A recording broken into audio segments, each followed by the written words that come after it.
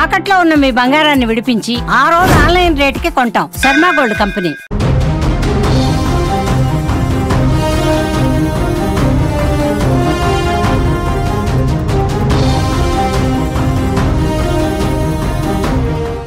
పహల్గామ్ దాడి తర్వాత భారత్ పాకిస్తాన్ మధ్య ఉద్రిక్తతల నేపథ్యంలో పాక్ పౌరులను వారి సొంత దేశం పంపించింది.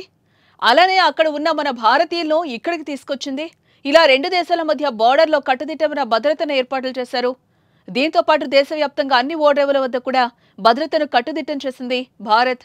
అయితే ఈ నేపథ్యంలో ఒడిశాలోని పరదీపు పోర్టుకొచ్చిన ఓ షిప్ అయితే కలకలం రేపుతోంది. అందులో 21 మంది పాకిస్తాన్ సిబ్బంది ఉన్నట్లుగా అధికారులు గుర్తించడమే అందుకు కారణం.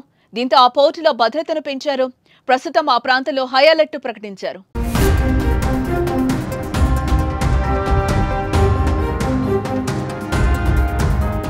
ఇవాళ ఉదయం దక్షిణ కొరియా నుంచి సింగపూర్ మీదుగా ఓ నౌక పరదీపు పోర్టుకు చేరింది. ఎంటీ సైరన్ 2 పేరుతో ఉన్న ఈ షిప్ లో మొత్తం 25 మంది సిబ్బంది ఉన్నారు. ఇది ఇండియన్ ఆయిల్ కార్పొరేషన్ సంస్థ కోసం ముడి చమురును తీసుకొచ్చింది. అయితే అందులో తనిఖీలు చేపట్టగా సిబ్బందిలో 21 మందిని పాకిస్తానీయులు ఉన్నట్లుగా గుర్తించారు. దీంతో వెంటనే ఇమిగ్రేషన్ డిపార్ట్మెంట్ నుంచి దీని గురించి సమాచారం అందడంతో వెంటనే ఒడిశా మెరైన్ పోలీసులు, సిఐఎస్ఎఫ్ భద్రతా సిబ్బంది అప్రమత్తమయ్యారు. పోర్టులో భద్రతను మరింత పెంచినట్లుగా తెలుస్తోంది.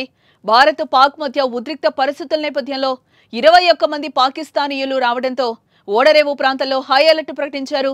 ప్రస్తుతం ఈ నౌక పోర్టుకు 20 కిలోమీటర్ల దూరంలోని పిఎం బెడ్త్ వద్ద లంగర్ వేస్తుంది. ఇందులో 11,350 మెట్రిక్ టన్నుల ముడి చమురున్నట్లుగా అధికారులు తెలిపారు. ముడి చమురు అన్లోడింగ్ పూర్తయ్యే వరకు 25 మంది సిబ్బంది నౌకను వీడకుండా భద్రతా ఏర్పాట్లు చేసినట్లుగా పోలీసు అధికారులు అంటున్నారు.